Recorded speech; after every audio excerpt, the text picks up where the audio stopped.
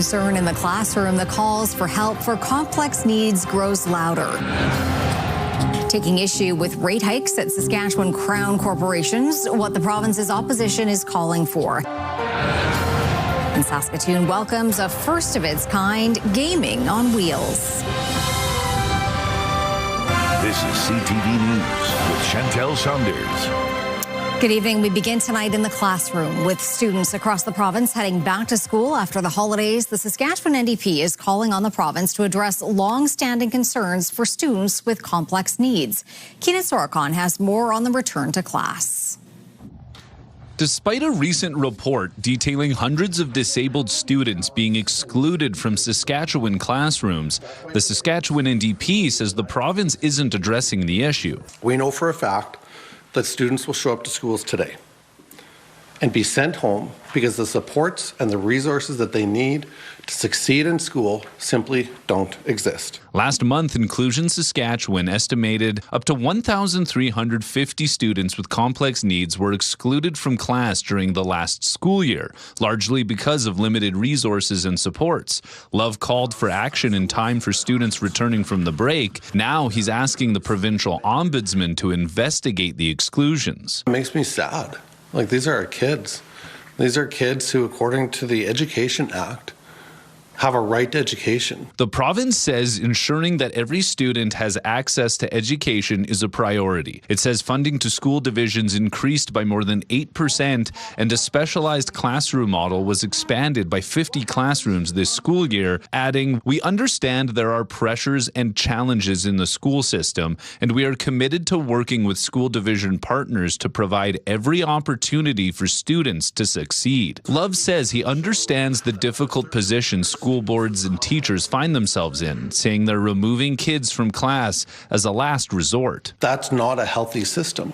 If they're turning to a last resort that consistently, I think that's a big warning sign. Love wants to see the province respond with some urgency, while the province says it's the school division's responsibility to assess student needs and make staffing decisions. Keenan Sorokon, CTV News, Saskatoon. A 37-year-old man has been charged in the death of a baby in Melfort. RCMP say they were called to a home on Christmas Eve where a child under the age of 1 was in medical distress. The baby was taken to hospital and died on December 28th. The child's injuries were considered suspicious. On Saturday, RCMP arrested the 37-year-old man and charged him with second-degree murder. RCMP say the baby and the man knew each other but are not providing any other details. The suspect made his first court appearance this morning in Melfort. RCMP are trying to determine if gunshots heard on the Big Island Lake Cree Nation Friday night were connected to last week's fatal shooting.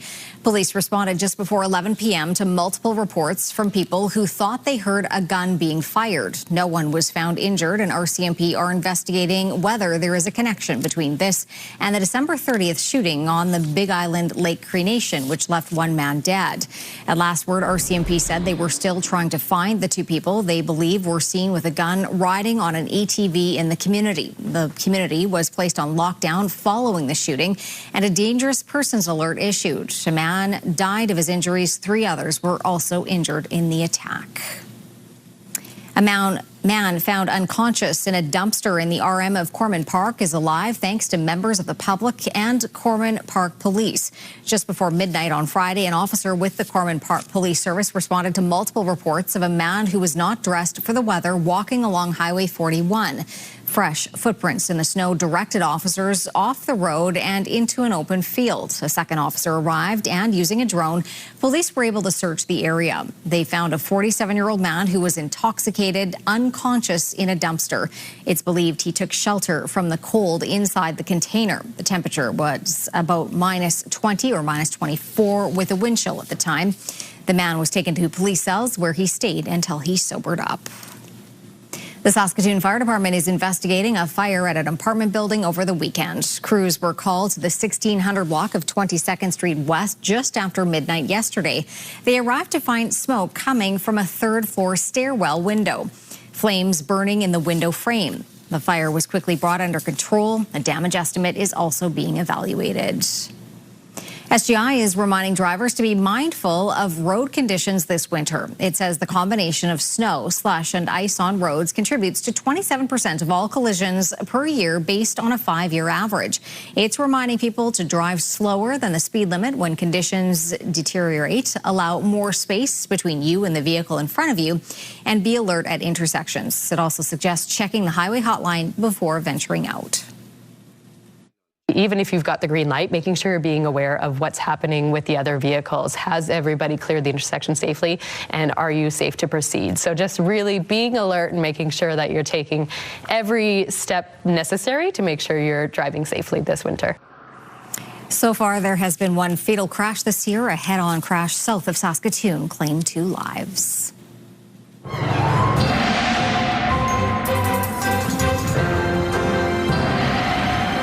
Jeff, the road's a little slick today with that bit of snow that fell. That bit of the snow, and I can tell you right now, things are going to get even slicker later in the weekend into early next week because we have some really warm conditions on the way. And in fact, warm conditions coming to southern Saskatchewan, so the roads may be getting slick as we make our way into the next few days in southern Saskatchewan. But right now, we can simply tell you there's a fairly quiet pattern across the prairie provinces in terms of active weather, and what the big deal of the day is going to be those warming conditions. Now it's going to go a little up and down, but then really trend upwards into warmer conditions than we would have typically this time of January. So we'll have all those numbers for you later on.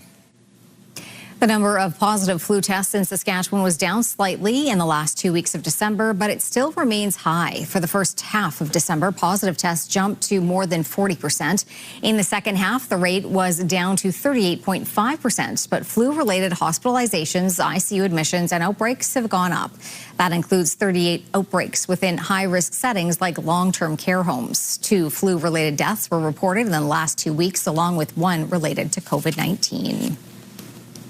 SGI and SaskPower are both looking at increasing their rates by close to 4% for auto insurance and power bills in each of the next 2 years. Now the NDP is calling for an emergency sitting of the legislature over the cost of living. Wayne Mantika reports. The NDP say it has been one thing after another when it comes to the cost of living. There have been rent increases, high grocery bills, and now proposed rate hikes at SGI and SaskPower. It's time for someone to stand up for the seniors, for the students, for the working people in this province who are struggling. Last week, SGI said it will seek a 3.75% insurance rate increase in June and again in 2027. SaskPower is proposing 2 years of 3.9% hikes. The NDP is calling for an emergency sitting of the legislature to take action on the cost of living. Starting immediately so that we can pass the Rent Control Act and to cut taxes on groceries and children's clothing and to consider any other measures that might provide some relief. Increasing costs are of concern to many Saskatchewan residents. Rent control at a provincial level would be something I'd like to see implemented. I haven't been out for supper probably in how long, and haven't been out to a Pats game or a Rider game, so I don't know, everything's just becoming expensive. For me, I want to see rent control and increased tenant protection. In a written statement, the provincial government said the 2025-26 budget delivered the largest income tax reduction since 2008 and reduced education property tax mill rates.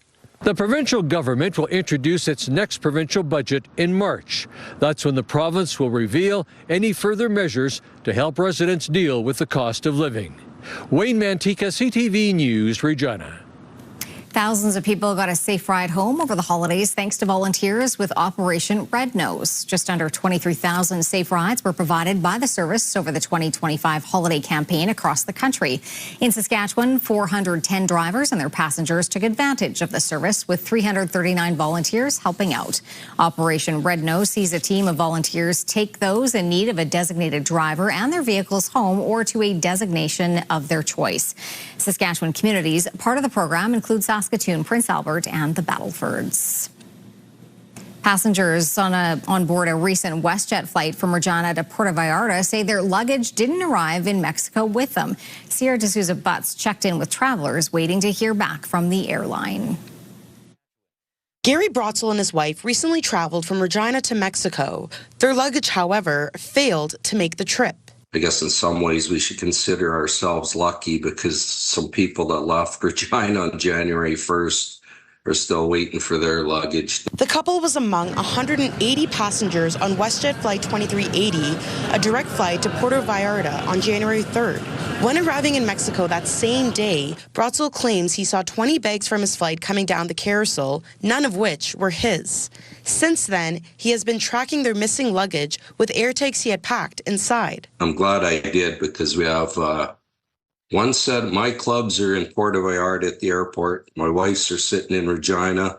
Our 2 bags are in Calgary. Another Regina resident on the same flight says he has also been waiting 3 days for his luggage to arrive. My prescriptions were, in my baggage, plus my golf clubs are there, so I can't go golfing until I get my clubs. So it's been kind of a challenge, to be honest. In a statement to CTV News, WestJet says Flight 2380 on both January 1st and 3rd experienced baggage issues due to the volume of luggage, maximum weight, and runway conditions. The luggage is currently being routed to Puerto Vallarta, adding it apologizes to guests for the inconvenience, and those who experience luggage delays can visit the airline's website to submit a claim.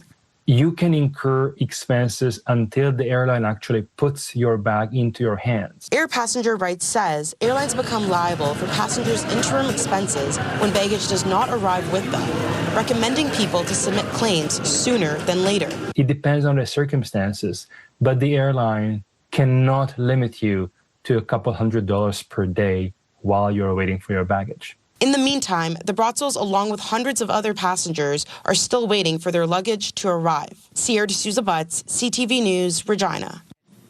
Party buses have been a popular option for events over the last few years, but now there's a new kind of entertainment on wheels in Saskatoon. Hallie Mandrick has that story. Saskatoon's first ever gaming bus has rolled into town. As a mom of 2 kids, older kids, and that loves gaming, we just formulated this idea that we saw back in 2018, and we think that there's a need in Saskatoon. The idea first sparked when Charisse and Ronald Barinas wanted to expand their indoor playground, Playtune, into something that older kids and adults can enjoy. After a bus for sale listing and a summer of hard work, the idea became a reality by the end of 2025. Bought the bus, and then, whole summer I was working on it, and then, I was able to find a graffiti artist online too, so he did the outside, and somebody did the upholster of the bench, and then everything else was me then. The gaming cruiser travels within Saskatoon and surrounding areas, bringing a video game party to whoever wants to test their skills. And the Barinas say the reaction from adults who board the bus is often similar to the kids. Especially for families, they can bond together, so 3 families, 2 families can bond together. It's not just kids and friends, it's also kids and their parents. Oh, it's amazing. Yeah, every time, even the parents, every time they walk in, they will just say, wow. The owners say, depending on the demand, this bus could be the first in a fleet of gaming vehicles. Hallie Mandrick, CTV News, Saskatoon. People across the country took time over the weekend to stand in solidarity with a Saskatchewan girl who was criticized for wearing a traditional ribbon skirt to school.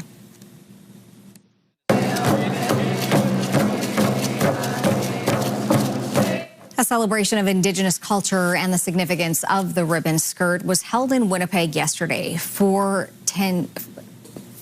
years ago, the 10-year-old Isabella Kuluk from the Cody First Nation was told by a staff member the ribbon skirt she wore for a formal day at school in Kamsack wasn't formal enough. Her story resonated across the country, including with this group in Winnipeg. Organizers say ribbon skirts have personal meaning for everyone. They are really a source of strength and a source of pride because we've come so far in reclaiming our place that part of that reclamation is being comfortable expressing who we are as Indigenous women, girls, and gender diverse people. Since the day started to be recognized, people started to share their ribbon skirts on social media. Kulak is now 15 years old and in grade 10. Still to come, the former finance minister to take on a new post. Also, the latest on the U.S. capture of Venezuela's leader and his wife.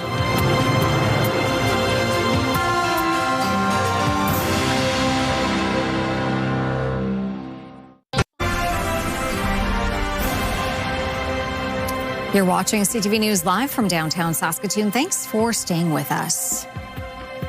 Venezuelan authoritarian leader Nicolas Maduro appeared in New York federal court today on charges of narco-terrorism. This after the U.S. captured him in a surprise military attack over the weekend. And now Donald Trump is putting other countries on notice. With more, here is Joy Malbin in Washington. Dramatic images show Nicolas Maduro, who days ago was Venezuela's president, handcuffed and escorted by police officers. He and his wife Celia Flores charged in the U.S. with narco-terrorism conspiracy, cocaine importation, and weapons offenses. Maduro defiantly told the judge in Spanish, "I was captured at my home in Caracas, Venezuela. I am innocent. I am not guilty. I am still the president of my country." Maduro's lawyer attacked the U.S. military raid, the abduction and arrest, as many question, was this even legal? Demonstrators lining the courthouse. Some celebrated President Trump for bringing down a brutal dictator.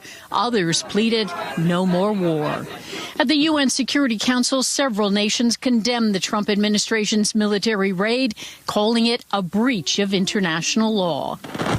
I remain deeply concerned that rules of international law have not been respected. The Charter enshrines the prohibition of the threat or use of force against the territorial integrity or political independence of any state. Still, President Trump's not backing down. We're going to run it, fix it.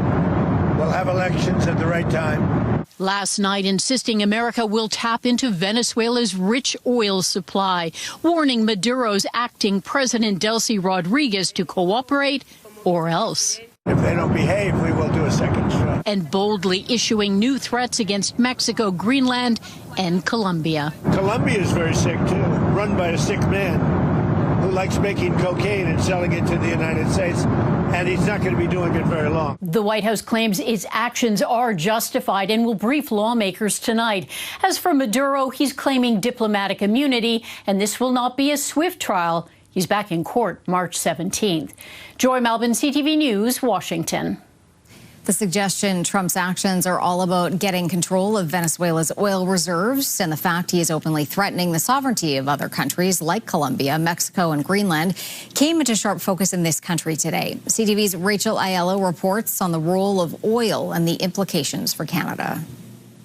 Canadian oil stocks slid today as the energy market absorbed the potential implications of U.S. President Donald Trump tapping Venezuelan oil reserves. What this says is Trump views oil as super important, which I think as Canadians we should recognize. We have a big oil industry and very big reserves, but it also says that we got to be very careful. Ex-leader Nicolas Maduro's weekend capture and Trump musing of more military action is sparking international concern. It's by no means all about the oil. It's about someone defying an American president. That's a pretty powerful example for those who are left. Canada is no stranger to Trump's annexation threats, and Prime Minister Mark Carney's response so far has been careful.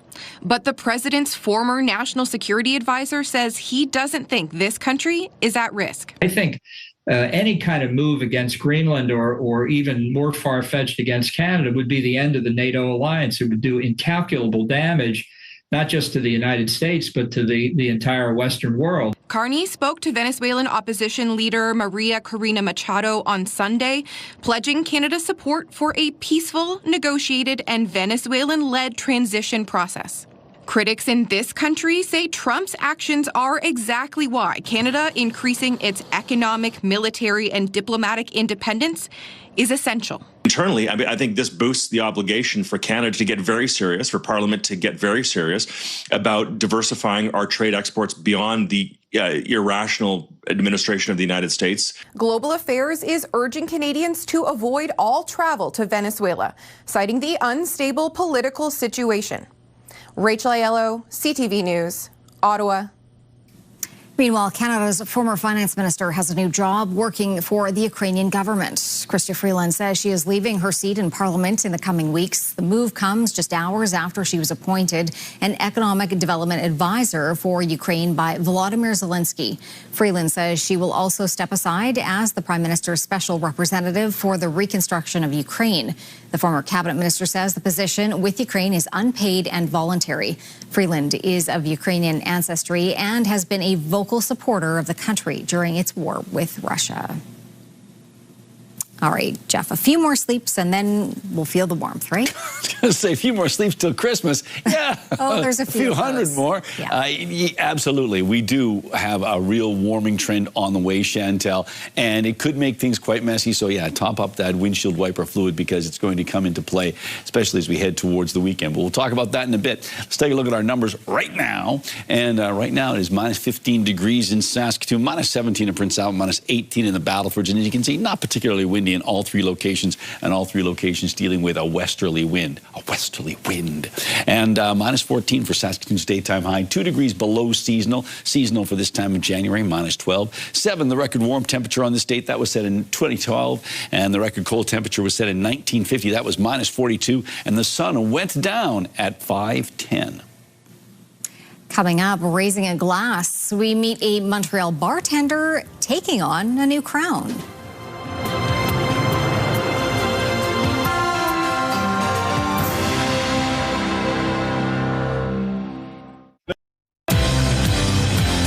Tomorrow on Your Morning Saskatchewan, how you can support families in need. We sit down for details on the Community for Women Breakfast fundraiser. It all starts at 6 a.m. All right, let's take a quick look through the live lens of Skycam, and there you go. Things are looking a little cloudy right now, but a little bit of clear sky out there, a little less cloud cover. Partly cloudy skies overnight. It looks like the snow has stopped, and it doesn't look as though anything's going to be showing up in the next little while. Maybe a little bit of snow in northern areas. We'll talk about that in a second or two here. We might see a little something brewing up in Alberta, sliding across northern Saskatchewan into northern Manitoba. But central and southern parts of the prairies, it's going to be, as I said earlier on, quiet. Okay, let's move along and see what we've got going on. Just to recap our numbers, minus 15 in Saskatoon, minus 17 in Prince Albert, minus 18 in the Battlefords, and partly cloudy conditions in all three locations and not particularly windy. Maple Creek was the hot spot today at a sizzling 7 degrees. Key Lake, the cold spot at minus 31. Around the province we go. Currently it is minus 20 in Lloydminster, minus 14 in Swift Current, minus 13 in Regina and Estevan, minus 12 in Yorkton. Into central parts of the province, temperatures ranging from minus 15 in a number of locations up down to minus 20 in Waskesiu, so a 5-degree range there in central parts of the province. Minus 22 in Stony Rapids, minus 23 in La Ronge, so La Ronge colder than Stony Rapids for the first time in a while, but it's minus 19 in Buffalo Narrows, Key Lake, and South End, a little cooler in Sandy Bay, Island Falls. And down south, its temperatures have dropped off in the Maple Creek area, minus 13 right now, and as we make our way across the province, minus 13s are in vogue, and a few other places, minus 16 in Assiniboia, minus 10 in Broadview, and there's minus 10 as well in Coronach, but East End right now relatively mild at a minus 4-degree temperature.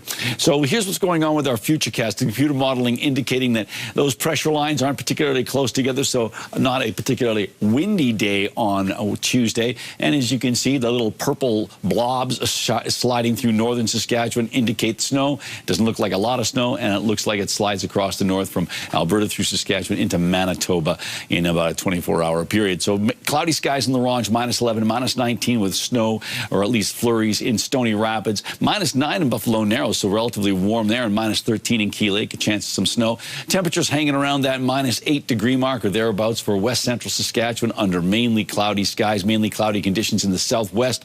On the plus side again for Maple Creek, but not as warm as today. Minus 3 degrees in Leader, minus 7 in Outlook, minus 1 in Speedy Creek, minus 9 for Yorkton tomorrow, minus 4 in Regina, minus 1 in Moose Jaw, and minus 3 in Estevan. So you can certainly see warmer conditions conditions in southern Saskatchewan.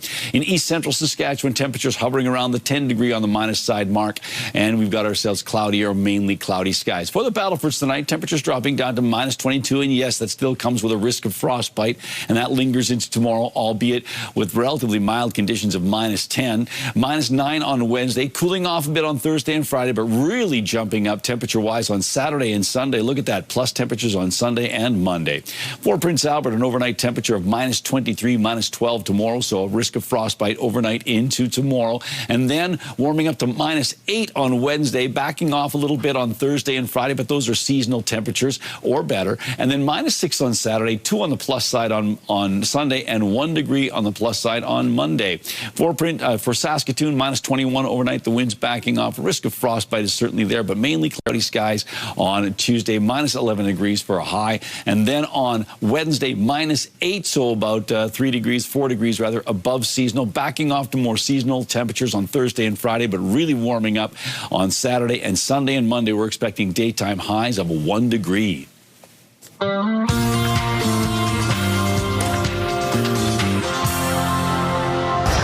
only a matter of time before I'm staring at you from the cover of a Wheaties box. Timothée Chalamet won Best Actor at the 31st Critics' Choice Awards for his performance in Marty Supreme. In Marty Supreme, he plays a 1950s table tennis champion who is consumed by his ambition. He beat out Leonardo DiCaprio for his performance in One Battle After Another, but that film ended up winning Best Picture, as well as picking up awards for Best Director and Best Adapted Screenplay.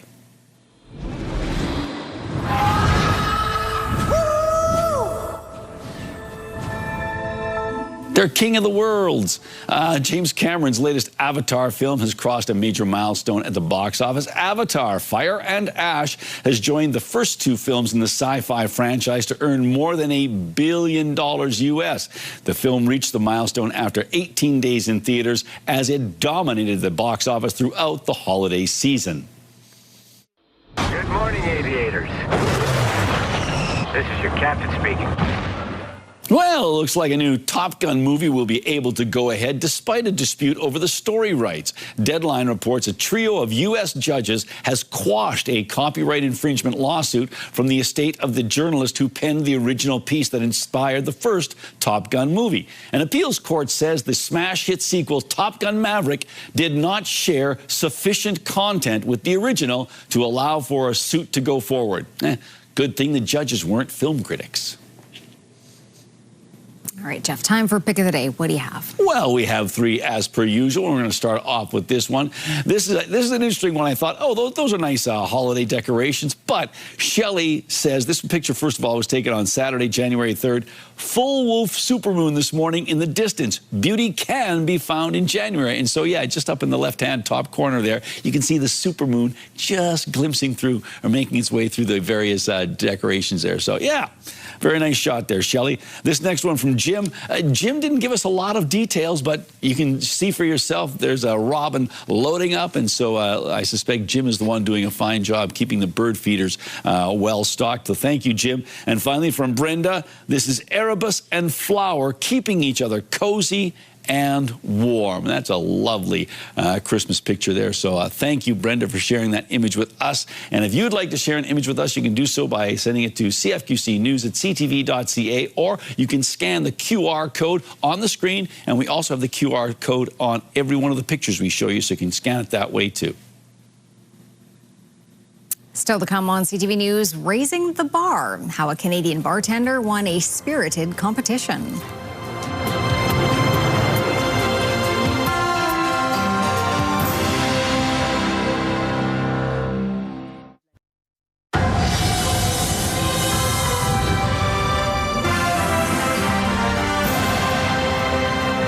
Has a new reason to raise a toast. A Montreal bartender was crowned the ultimate bartender champion. She beat out 26 top bartenders from North, South, and Central America to win the honor.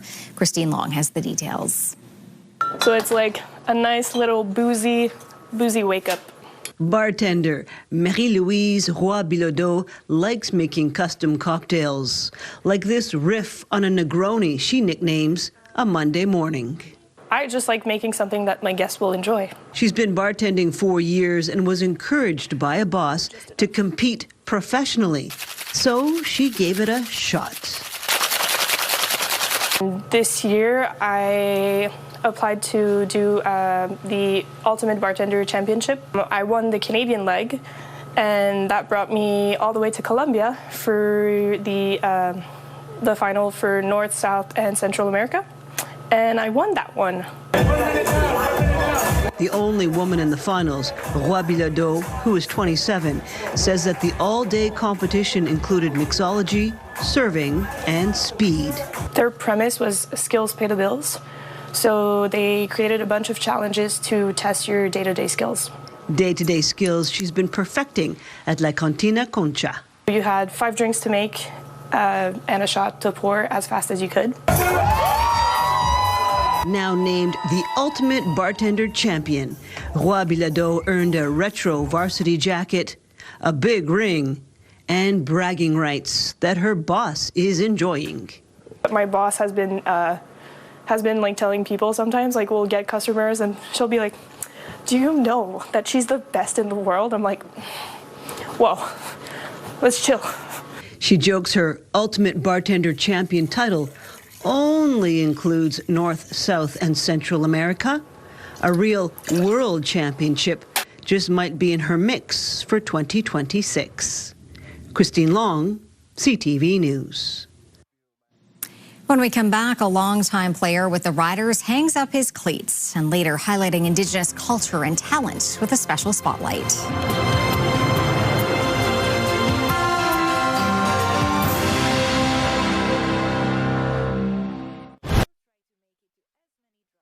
Welcome back. Now time to take a look at our rural forecast for Tuesday. And as you can see, relatively mild conditions north and south of the Yellowhead. Many places in the minus single digits, albeit just barely. -9 for Watrous and Spiritwood, but -8 for Meadow Lake and Lloydminster, -6 in Kindersley, -11 for Hudson Bay, as well as Melfort, -8 in Wynyard. Making our way down south.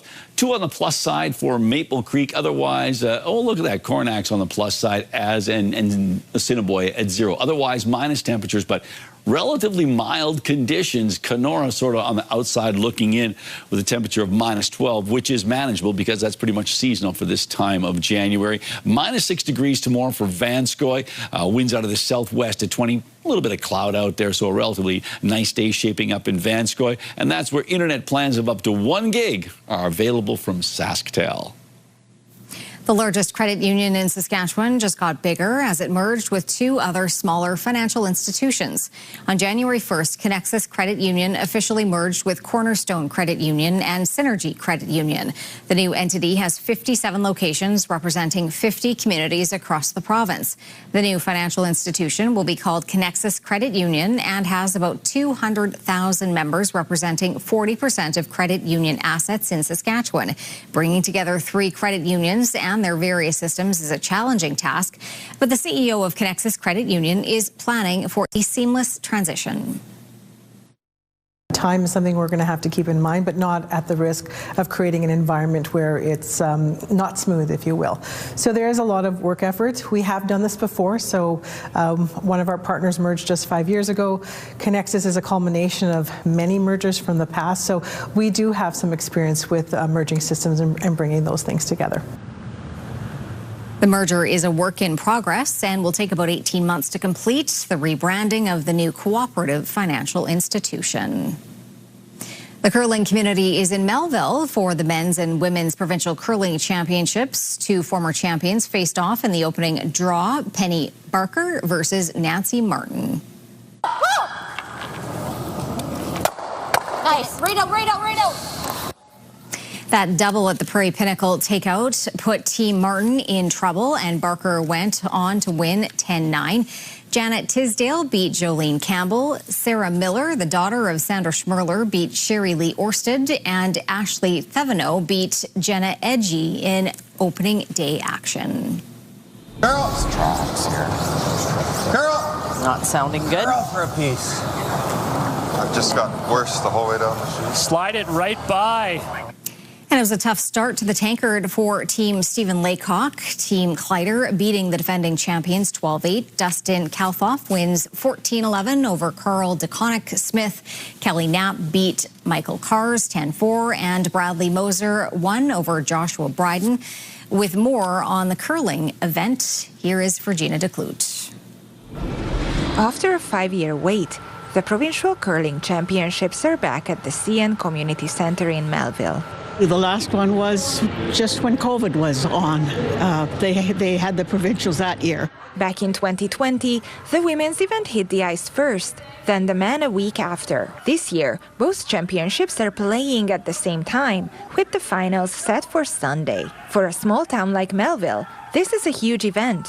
Well, it would be much larger than anything that usually takes place in our town. Like, this is the 4th provincial we've hosted, though, so the people in town are used to this particular event. 9 men's and women's teams are competing, with the women's winner representing Saskatchewan at the Scotties, the men's champion going to the Brier.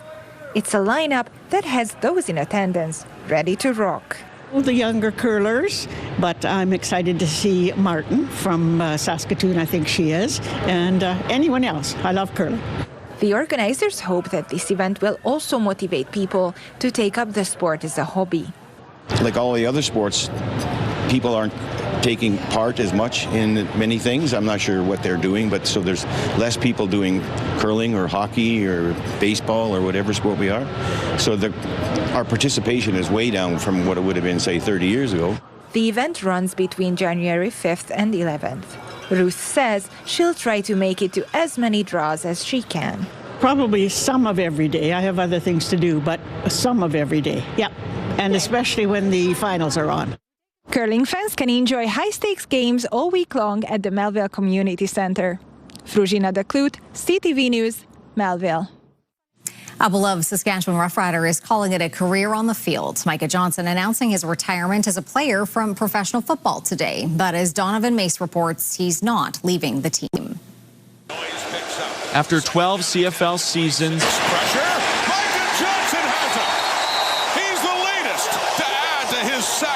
Micah Johnson's illustrious career has come to an end. The competitor in me is almost like, man, what you doing? You can still go ball. Coming out of the University of Kentucky, Johnson attempted to stick in the NFL. From college to how down I was, getting cut from, 3 or 4 NFL teams. Here I am thinking my football career is over. I hadn't really heard much about the CFL at that point. But once he came north, Johnson turned his misfortune into a Hall of Fame career. Here's the rush. Look out! Lefevre is sacked. Micah Johnson. In 178 games split between Calgary, Hamilton, and 2 stints in Saskatchewan, he recorded 309 defensive tackles, 71 sacks, and 2 interceptions. And stand back, men in the backfield.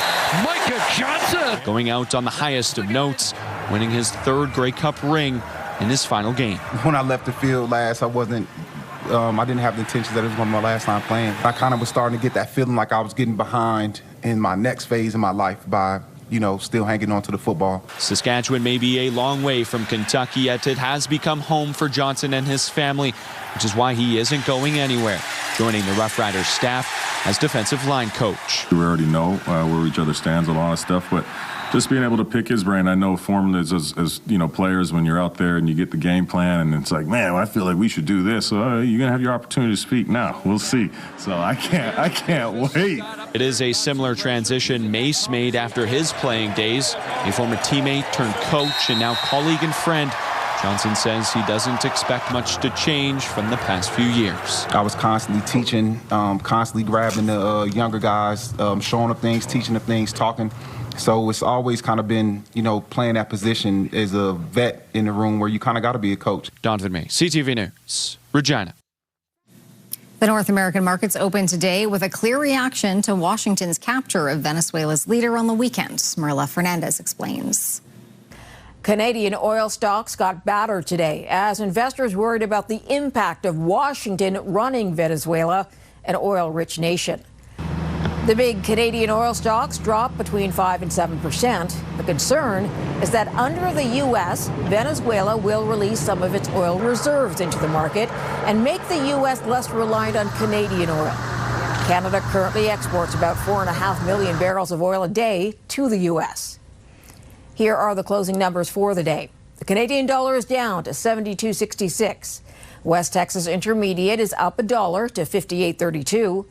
Western Canadian Select is up a dime to 43.93. And the TSX gained 336 points today to a new record close of 32,219. Those are your business headlines. I'm Marilla Fernandez. Turning to local gas prices, the average price in Saskatoon currently at $1.12 a liter. That is holding steady. The lowest price in town is $1.04.9. On Saskatchewan markets, Cameco jumped $2.47 today, and Nutrien finished the day at $85.49. Coming up, Indigenous hoop dancing in the spotlight in Saskatoon. Then a small screen goes very big.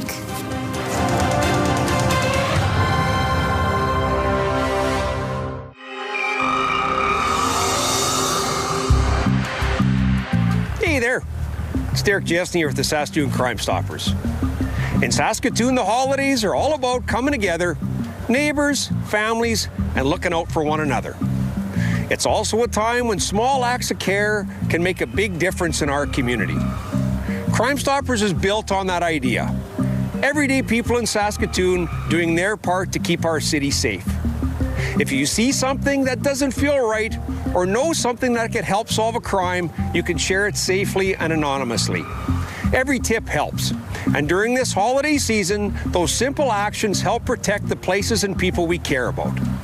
Just sharing information that helps police do their job keeps our neighborhoods safe and strong. So this Christmas, let's choose connection, responsibility, and looking out for each other right here in Saskatoon. And as always, if you have any information on any crime, past or present, please give us a call at 1-800-222-8477, or you can leave a tip online at SaskatoonCrimeStoppers.com. From all of us at Saskatoon Crime Stoppers, thank you for your continued support and being part of a safer Saskatoon. And from our family to yours, have a safe and happy holiday season. And remember, do your part to stop crime in our community.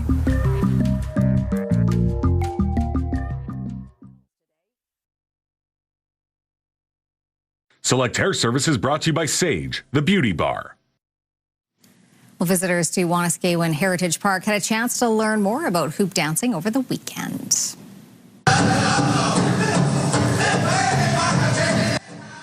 It's part of the Wanuskewin Dance and Music Presentations drop-in programming, which offers visitors an opportunity to learn more about Indigenous art forms. This week, hoop dancer Lawrence Roy offered both a performance and a chance for people to try their hand at hoop dancing. I have 30 hoops that I dance with, and I come here and I dance for the people, and I give them information about what hoop dancing is, where it comes from, how it was originated, and everything. The drop-in programming at Wanuskewin runs every weekend between September and May. A true talent. That looks very hard. So that's very impressive. Yeah. Well, the annual Consumers Electronics Show begins in Las Vegas tomorrow, but Samsung is among those offering a preview with a major reveal for television lovers. The Giant Tech is showcasing its 130-inch micro RGB television. The South Korean company says it uses tiny LEDs in red, green, and blue to create extremely high-quality color pictures. But it's not just about the images. Samsung is also touting the television's artificial intelligence features. It can make suggestions based on what it already knows about you. Yeah, no thanks. Oh, hey, TV, I'm in charge here. You are not in charge. That is also it's like the outer limits come to life. You don't have any streaming services? Oh, I know. I hate that. And because they're always such dumb suggestions. It's like, oh, because you watch this, why don't you watch that? Do you think those are thematically even close? And sometimes it makes incredible. I won't even talk about the weather. I remember one time it was like, I think I must have seen True Romance, and they put, no, I just watching with their selections, like True Romance, they had it in the rom-com category. Way to go, way to go, way to curate Maybe that. Maybe just wants to broaden your horizon. Well, believe me, True Romance ain't no romance. It's a terrific film, by the way. But anyways, do we want to talk weather? I don't think we have time. I don't think so. It's okay. It's fine. So you're going to watch a movie tonight or something, I'm sure? Yeah, maybe. Yeah. If I can figure out how to work my TV. Thanks it for talks watching. to me.